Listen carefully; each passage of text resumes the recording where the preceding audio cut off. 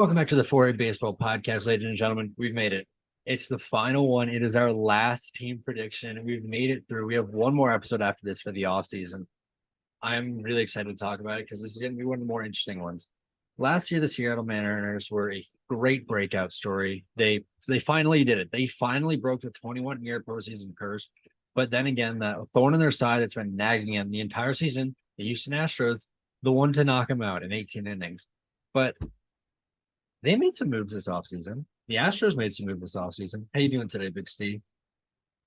I'm doing good. Had better days, had worse days, but we're here to talk some baseball, and that's really what it's about, right? The Seattle Mariners are always or at least the last season, were a team that you could get behind. They were it felt like America's team, right? Like we just went through the World Baseball Classic, but last season they were America's team. You wanted them to come through. You wanted them to beat out the Houston Astros. Unfortunately, they didn't. They did go out and they ended up beating Toronto and prove that America is better than Canada.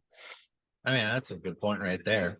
Um, Last year they beat Toronto after they finally made it to that playoff shot, and then they lost to the Astros, but they didn't get beat by the Astros.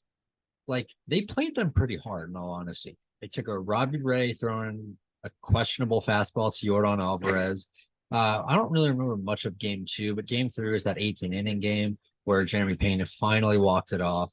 Or didn't really walk it off because it was in Seattle.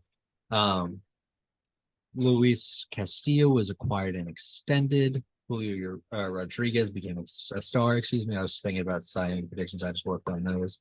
Julio Rodriguez is a star in baseball now, and he's the face of their franchise. You got that 18-year contract. That's a big contract, man. Stans, what happened in that offseason?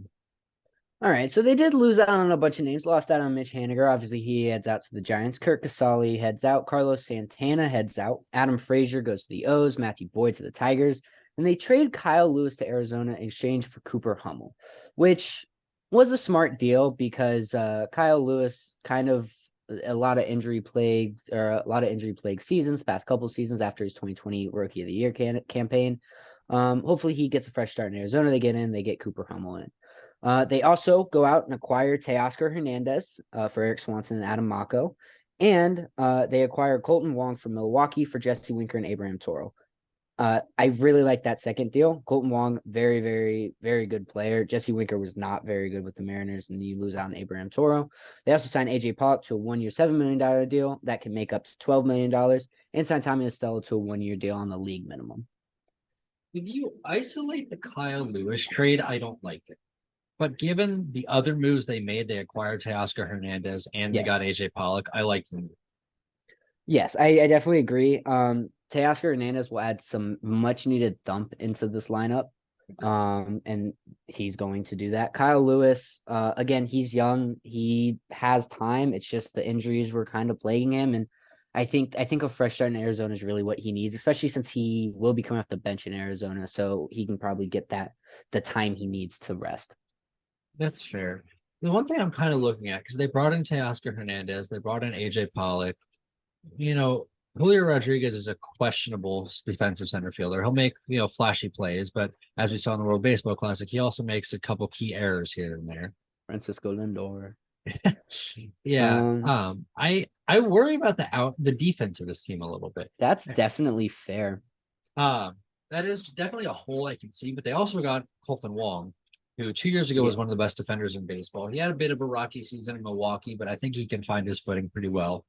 So he'll be at second base. They have JP Crawford signed at shortstop. JP Crawford, from the best of my knowledge, which I will be double checking at this exact moment, is a Yeah, fairly so that's decent about to do. defender. Eugenio Suarez, I believe, is He's the actually fairly. average. Yeah, he is. JP Crawford is. Not JP Crawford, Johan Suarez. Oh, JP Crawford's horrible. He's a Yeah. negative 11 outs above average.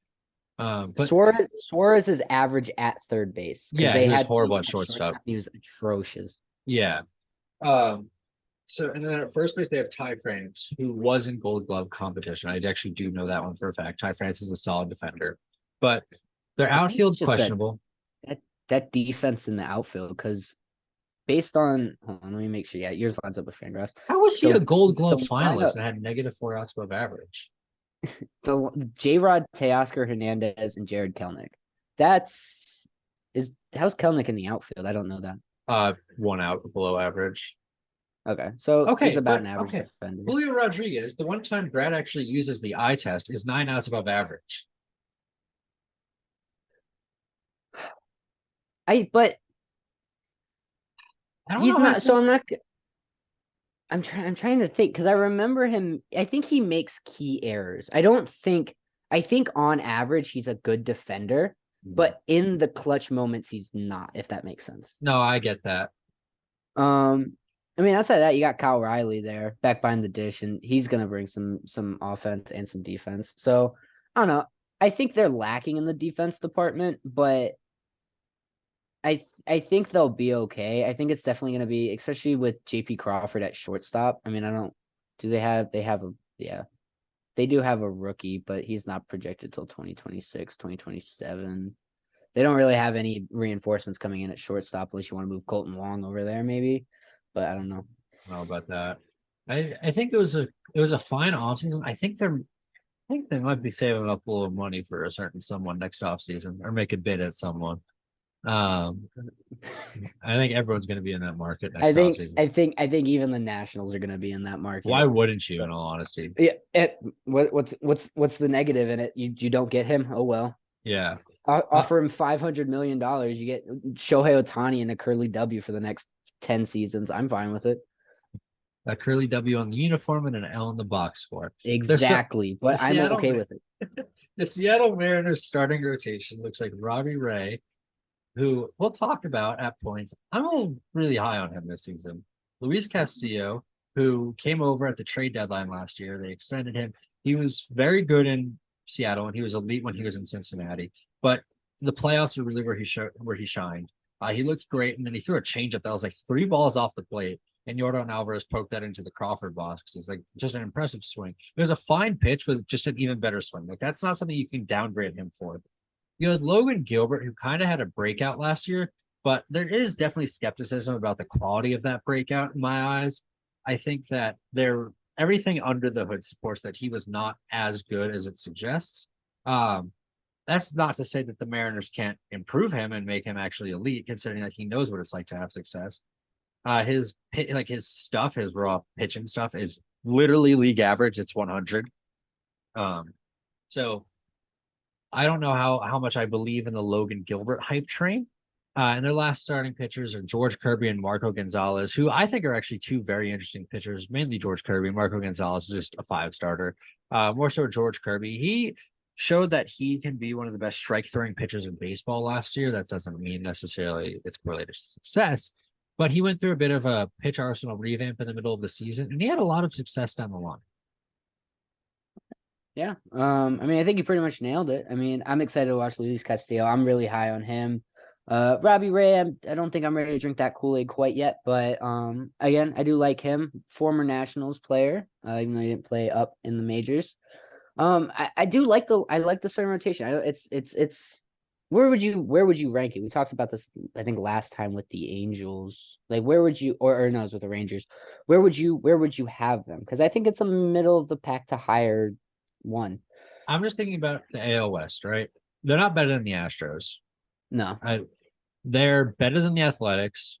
They're Yes, easily. well-rounded, better than the Angels, I think. Because I think it's about equivalent to the Angels. I think honest. I would drink more George Kirby Kool-Aid than Tyler Anderson Kool-Aid for this season. That's fair. I don't So know. I think they're around. So I'd say, yeah, I think they're around the same echelon of the Angels, probably just a step higher is what I would say. I agree with that. I think, like, obviously the Angels have a certain X factor, but I think you'll get Castillo and Ray won't be as good as Ohtani, but they'll provide more innings than Ohtani. It's like infinitely more because it's 2 people compared to 1 who pitch on a 5-day schedule. Hold on, I'm looking through my awards because I have them set. I don't know about that, Bradley. Nah, Shohei Ohtani. The thing is, he pitches every 6th day. That's the issue. That's fair. That's all I'm saying. I really like Luis Castillo. I really liked him when he was with Cincinnati. You really like him. I really like. Okay. He what season did he have? It was a 2021. He had the down season, or was it Yeah, but 2020? everything suggests it was 2021, but he just got it was really just considerably unlucky. Because I remember, I think I drafted him decently high in our fantasy draft, and he Yeah. just went downhill so fast. And I was like, nah, I have faith. He's gonna be good. He was not good that season, but he was good last season. Yeah. Um, So something interesting about that I though like him. is again percentiles like vary based on the league, but he Yeah. was in the same percentile the past 2 seasons for expected ERA. So you have this considerably bad season by his standards. It really just looked like the strikeouts season. The strikeouts went away.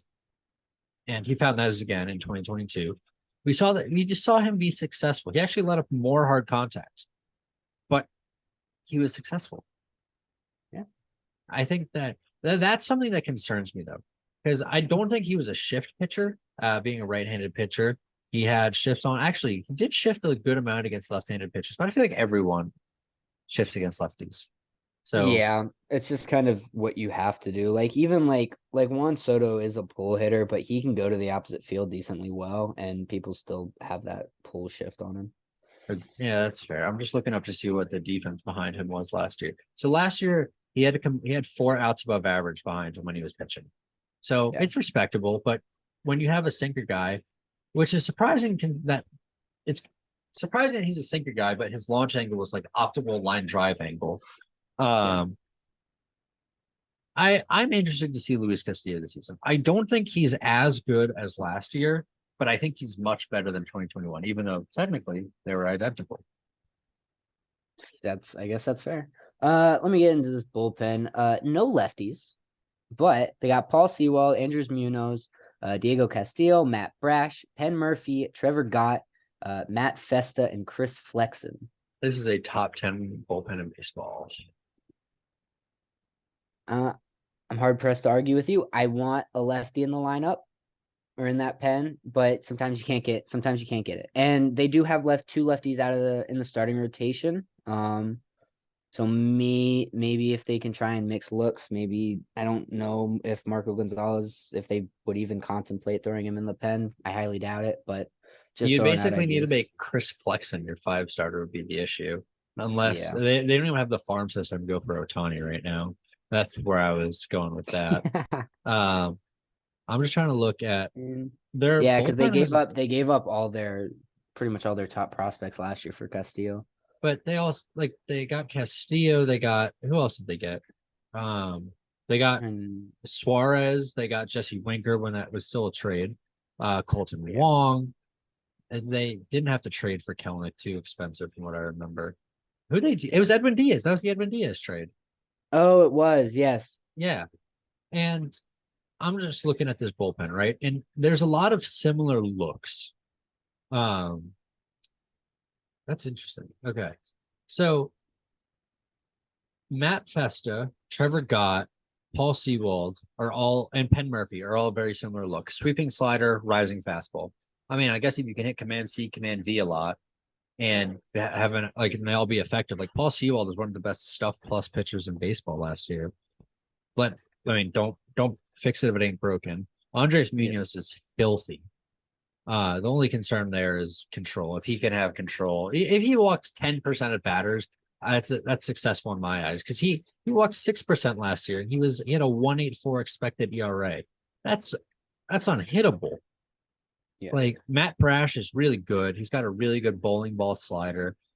He hasn't really panned out. He was a starter when he came up to the minor leagues, but that really hasn't panned out. There's maybe a guy that you kick to the starting rotation if he is successful. And Marco Gonzalez looks like he can possibly go to the bullpen. He really struggled with walks though. So that is a cause for concern, especially if you want him as a starting pitcher. He started 5 games last year. Let me find his starts. In his starts, he had a 7.65 ERA. Not ideal. No, but I guess if you take that down the stretch, you got it down to a 4.44 because he was really solid in the Mariners bullpen. So I don't know why you would change that. I like the Yeah. bullpen. I think it gives enough I looks. I'd like to see a right-handed cutter pitcher, something to saw Okay. off lefties. Yeah, that's definitely fair. Again, I like having a little bit of variety in my bullpen, but hey, if it works, I don't, hey, whatever works for you, it's gonna work. And like Brad said, this is probably a top 10 bullpen in the league. So I mean, why change it, right? Yeah. As far as their lineup goes, though, kind of touched on it a little bit, but they got Colton Wong out at second, Julio Rodriguez in center field, Ty France at first, Teoscar Hernandez in right, Eugenio Suarez at third base, Kyle Riley behind the dish, Jared Kelnick in left, AJ Pollock at the DH position, and JP Crawford at shortstop. They also have Taylor Trammell and Dylan Moore. They're both injured. And then off their bench, they got Tom Murphy, Cooper Hummel, Tommy LaStella, and Sam Haggerty. I like the lineup. I I mean, like the I lineup. I don't think like the bench. I definitely agree with that. Tommy LaStella, no matter how much Tom wants to love him, is He's not fine. as good as he could be. See, I'm fine Um, with him though, because he can go in and play quality defense. He's not going to hit, but if you fair. have, if you need to give JP Crawford an off day, he'll actually go in and probably play better defense than JP Crawford does. Yeah. Um, I like Colton Wong leading off. I might put Julio Rodriguez there in all honesty, because it's Julio Um, Rodriguez. You want, yeah, but but think about it. I He can would, get on base. He can steal bases. yeah, He was a exactly. third. What he was a was he was 2020 almost 30-30 last year. Yeah, because I don't see if why he can't do that again. that's fair, but if you put Colton Wong in there and he gets on base, right, and then you have Julio Rodriguez, that puts a little more pressure onto the pitcher, especially with the pitch clock and all that. So it puts a little more pressure on him. And then if he does hit a home run, which he did 20 to 30 times last season, then that's 2 runs opposed to 1 run. I think that Colton Wong shouldn't even be in the top six in this lineup. I think we'll talk about it in a little bit. A lot of this season has to do with if Kelnick can find some resemblance of a quality Exactly. Major League Baseball player. Because if Jared Yep. Kelnick can be a quality Major League Baseball player right now, the lineup is Rodriguez, France, Hernandez, Suarez, Riley, Kelnick, Pollock, and then you have Wong and Crawford, Yep. right? And the ability to move Kelnick up in the lineup gives you the ability to move Colton Wong down in the lineup, and you have a left-handed look. It's fine. If you have really good right-handed hitters, putting them back to back to back is fine. You might want to have some variety if you can, but again, Teoscar Hernandez is a Silver Slugger candidate every year. Ty France was really good the first half of last year, then he tailed off. Eugenio Suarez, he rebounded. I don't get how he just disappeared for a year and a half, I but think it was the instability of his defensive positioning. okay. That's like a thing a lot of players are I think we talked about it with the Yankees. Giancarlo Stanton, he wants to go play in the outfield because he feels it helps him hit better. I think Yeah. Eugenio Suarez with his stability at third base, it's really helping him a lot. Yeah, he does strike out an absolute butt ton. But that's okay because if you mash and if you walk, which he does a respectable amount, he had on base percentage almost 100 points higher. You strike out and you hit bombs, you do pretty well. Yeah. Obviously, I don't think he returns that 2018, 2019 juiced ball form. But if this is the type of player he is, he has value for the Mariners. Yeah. Uh, Um, I like Cal as far Raleigh. as your as far as your Kelnick point, it is really is all this lineup, at least the order of it, is dependent upon him and whether he can actually have that breakout type of season that we all thought he was going to have back when he came up into the league. He showed flashes so far in spring training. He had a decent spring. He had a I don't know fantastic his spring, actually. It was like he okay. made a bunch of adjustments. I I was knew just I know he came out the gates hot, but I didn't know how he finished. So I didn't want to say he had an amazing spring. Um but hopefully that can transfer. Like, I mean, it's like, can you transfer that success in spring into the league or into so the regular season, right? his spring training, it said that basically he made some adjustments to his swing and his setup, and they've been really good. He's putting out power to the opposite field right now. He's able to stay through the zone, let the ball get deep, and put it into fair territory, which is actually huge progress for him. Anytime that he'd been letting the ball get deep in the zone, it was getting fouled off or whiffed on. He's standing up taller in the box, which allows him to have more balance, and he's able to drive outside pitches the other way. So, you know what? Maybe a little bit of a Jared Kelnick breakout right there. Yeah. I checked on my MLB The Show rebuild from last year. We're in 2029. And Jared Kelnick is a 98 overall in the Los Angeles Angels. Interesting.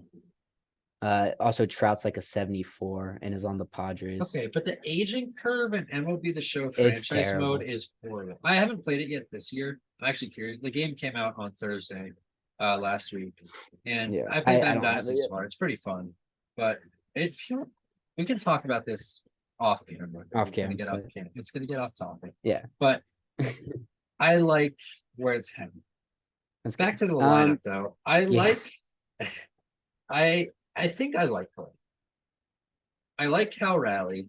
I like Suarez. I like Hernandez. I like Rodriguez. Pollock last year did not play to his potential and what he was with the Dodgers, and that's very difficult to do. But he was on the White Sox. It was on the White Sox, and also he was 34 years old, and he played every single game he played in the outfield. They didn't give him Yeah. any DH stints. Yeah. Which hopefully he will get, well, as projected by the lineup, he will get in Seattle. And is the whole reason he left the Chicago White Sox. God, I hate the White Sox. Last But year's yeah, I White mean- Sox were bad for baseball. Sorry, Yeah. Mariners.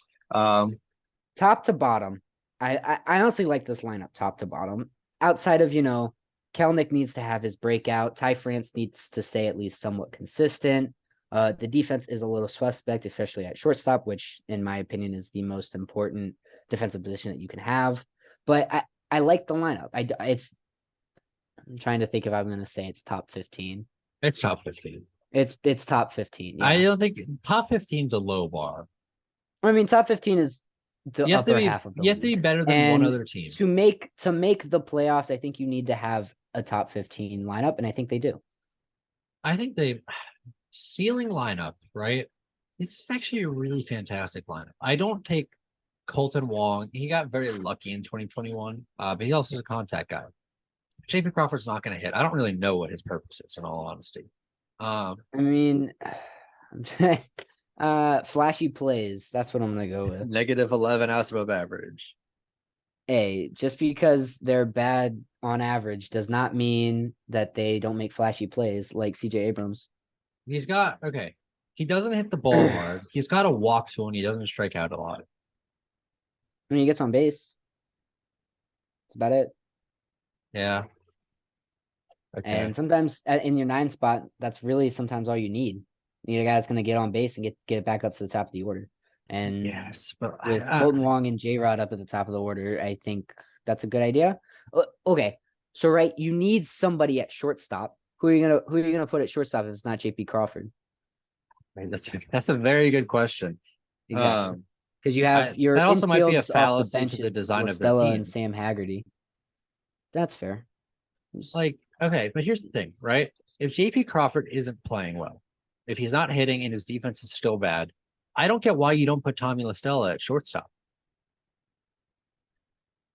Maybe because his defense hasn't been great the past 2 years. I mean, you don't have. They'll hold on, figure it sorry. out. They'll figure it out. I'm not even worried about that. I'm looking at ETAs. They have a guy in AA who's their What's- 29th ranked prospect coming up this year, Yeah. named Caden Polkovich. Polkovich. Yeah, hold on. He is he played last. He batted a 242 average in AA. 345 OPS or on base percentage, 731 OPS, I'm 389 not a fan. slugging. I He's would not terrible. okay. You have It's just starting not pitching, good. right? Before we get to predictions, you Yeah. have starting pitching. Deal Yep. Emerson Hancock for a shortstop prospect. You know who really needs pitching? St. Louis Cardinals. Bryce Miller Good. and Emerson Hancock for Mason Wynn. I mean, yeah, that's a good. Hey, That's ready That's- pitching. yeah, and that's a good shortstop. That's at least a good defensive shortstop. Yeah, Well, all right, we dang, just that's a predicted it. deal. all right, we just wrote that prediction. If that I happens, I like that. I really like that for both these teams. Dang. I think the I I also think really like Mason Wynn though. The Cardinals would want a more established major league pitcher, is the Yeah. thing. So maybe all right, Steve, I kick don't know. us off with your prediction. I like Mason Wynn. So all right. So I have them. What was their record last year? Hold on. 92 or 90 and 72, I think. Well, I Yeah. have them going 92 and 70. MVP, obviously you gotta go with Julio Rodriguez. I don't really think there's anyone else you're gonna go with on this team.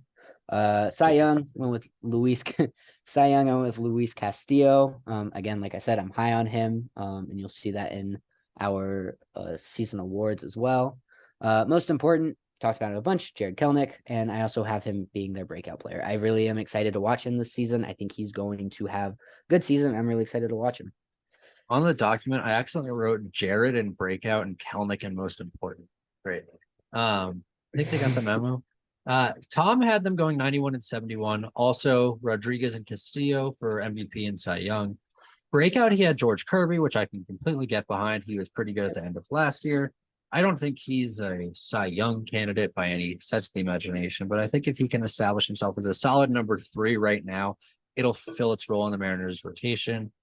And then his most important, he put Teoscar Hernandez, which is a bit of a question mark for me. I know he left a note on the message he sent.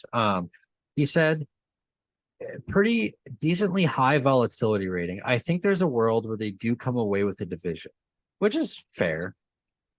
I mean, yeah, I can see the world if they hit their ceiling and the Astros hit their floor. But like, I'm just, God, the Astros are just stacked this year. Yeah. And then my predictions, I also had them going 91 and 71.